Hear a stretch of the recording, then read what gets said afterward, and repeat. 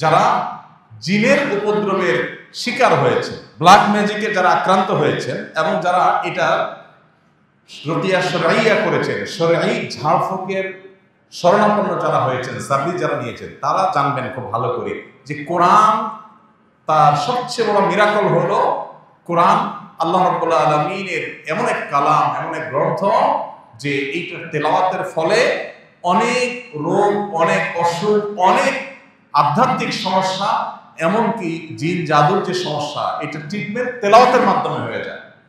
আমার পরিচিত একাধিক মানুষ, পার্সোনালি আমি খুবই চিনি, ব্যক্তিগতভাবে ফ্যামিলিগতভাবে আমার সাথে ভালো সম্পর্ক আছে, এরকম মানুষ আছে। একসাথে উমরা করতে গেছি, ওনার ফ্যামিলিতে জিনের সমস্যা অনেক, উপদ্রব ভয়ঙ্কর। তো রমজানে যখন মক্কা হারাম শরীফে একদিন, 2 দিন, 3 দিন তারাবির নামাজ পুরার সময় উনি ওনার ফ্যামিলি তারা সামিল হয়েছে, তেলাওয়াত শুনেছে, এরপর থেকে তাদের অসুস্থতা ভয়ঙ্করভাবে বেড়ে গেল। আমাদেরকে জানালেন যে হঠাৎ করে একবার বেহুশ হয়ে যাওয়ার অবস্থা, সহ্য করা যাচ্ছে না, তেলাওয়াত কাহিনী কি। তো আমি রাকিদের সাথে যোগাযোগ করলাম, বিভিন্নভাবে পরামর্শ আলোচনা করলাম, করার পরে অ্যাসেসমেন্ট করে দেখা গেল যে মেডিসিন জায়গা মতো পড়েছে, অর্থাৎ এই যে তেলাওয়াত হচ্ছে সেই তেলাওয়াতের ফলে তার ট্রিটমেন্ট শুরু হয়ে গেছে। তখন সে ভদ্রলোক আমাকে বললেন, ভাই আমার তো ফ্লাইট কালকেই ছিল, তা আমি ফ্লাইট টিকিট ক্যান্সেল করে নতুন করে টিকিট করতেছি, আমি ইনশাআল্লাহ আরো 1 সপ্তাহ পরে যাব, মানে আরো 1 সপ্তাহ ট্রিটমেন্ট নেব। তিনি আরো 1 সপ্তাহ থাকলেন, এরপরে অনেকটা সুস্থ হয়ে তার ফ্যামিলি তিনি দেশে ফিরেছেন। আমার নিজের সাথে এক ব্যক্তির ঘটনা, একসাথে আমরা গেছি। এই জন্য ভাইরা, তারাবির নামাজের তেলাওয়াত শুনতে আপনার কষ্ট হয়, বিরক্তি লাগে, আপনি চলে যান। এক বসায় শুধুমাত্র ফেসবুক, ইউটিউবে আপনি প্রতিদিন অন্তত 1-1.5-2 ঘন্টা পার করে দেন, আপনি টেরও পান না। সেখানে 15 মিনিট বেশি যাচ্ছে তারাবিতে, 20 মিনিট বেশি যাচ্ছে, আপনার সহ্য হচ্ছে না। আপনি চলে যেতে পারলে আপনি বাঁচেন, মনে হয় যে আপনার সময়ের অনেক দাম। আপনি সেই মানুষ যে দিনে ঘন্টাকে ঘন্টা আপনার সোশ্যাল মিডিয়াতে মোবাইল ধরছেন, যে 30 মিনিট চলে গেছে আপনি টেরও পান না।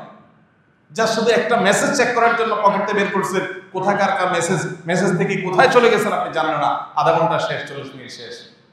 সেই মানুষ যদি তারাবির নামাজে আপনার কাছে বিরক্তি মনে হয়, সময় দিতে কষ্ট মনে হয়, তাহলে কি জবাব আল্লাহর কাছে দিবেন? এই জন্য আপনার নিজের কল্যাণে, নিজের প্রয়োজনে আপনি তারাবির নামাজে মনোযোগ দিয়ে শুনেন, মনোযোগ দিয়ে তারা শুনেন। মনোযোগটা ইম্পর্টেন্ট। যত মনোযোগ দিয়ে শুনবেন, আপনার ভেতরে পুরো ট্রিটমেন্ট হয়ে যাবে শরীরে। মুসলমানদের ঘরে আজকে যত অকল্যাণ, যত জিনের উপদ্রব, যত ব্ল্যাক ম্যাজিকের উপদ্রব, ঘরে ঘরে।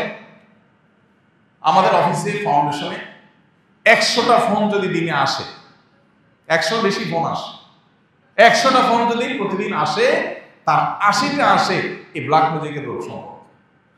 ঘরে ঘরে এখন মানুষ টের পাচ্ছে না।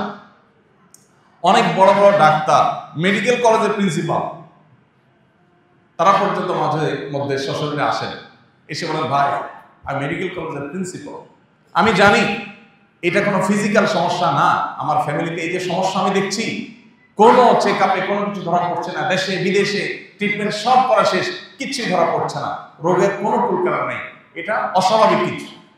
ঠিকই রুকিয়া করছে, সাথে সাথে আল্লাহ তাআলা ফল দিচ্ছে। কোরআনের যদি জীবন্ত কোনো অলৌকিকত্ব দেখতে চান, তাহলে কোরআন তেলাওয়াতের মাধ্যমে কিভাবে মানুষকে আল্লাহ তাআলা ট্রিটমেন্ট করেন, এটা আপনি দেখতে পারেন। ভাইরা আমার, এই জন্য কোরআনে কিন্তু আল্লাহ এটাকে শেফা বলেছে, কোরআনের মাধ্যমে আরোগ্য লাভ হয়। এই জন্য আমাদের রমাদানে মনোযোগ দিয়ে তারাবি শুনতে হবে, না আমাদের কল্যাণে, সব যেমন হবে, আমাদের ট্রিটমেন্ট হবে, আধ্যাত্মিক ট্রিটমেন্টও হবে, আবার বিভিন্ন ধরনের এই জিন জাদু ইত্যাদি ট্রিটমেন্ট হবে। আল্লাহ আমাদেরকে তারাবির নামাজকে সুন্দরভাবে, যথার্থভাবে আদায় করার তৌফিক দান করুন।